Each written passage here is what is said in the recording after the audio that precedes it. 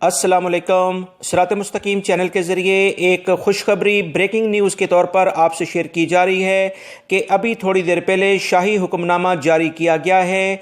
इसके मुताबिक आज बरोज़ इतवार यानी 3 अप्रैल से 20 रमज़ान यानी 13 मई तक कर्फ्यू में नरमी पैदा कर दी गई है। 3 रमज़ान से 20 रमज़ान तक शहरी और गैर मुल्की सुबह 9 से शाम 5 बजे तक सऊदी अरब के तमाम रीजन में सफ़र कर सकेंगे।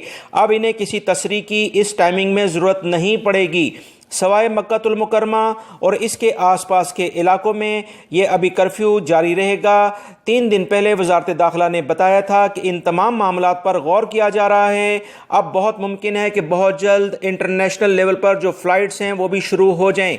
इसके अलावा 6 रमज़ान से 20 रमज़ान तक शॉपिंग मॉल्स, होलसेल्स मार्केट्स को भी खोलने की इजाज़त दे दी गई है, जबकि सिनेमा घर, ब्यूटी सैलून, हुज्जाम यानी हलाक वगैरह के जो सेक्शंस हैं, फिटनेस क्लब अगले हुक्मनामे तक बंद रहेंगे।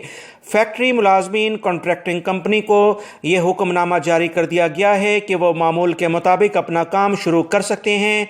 शाही हुक्मनामे में मजीद कहा गया है कि 5 लोगों को एक जगह इकट्ठे होने की इजाज़त ना दी जाए ताकि इस वबाई मर्ज को कंट्रोल किया जा सके।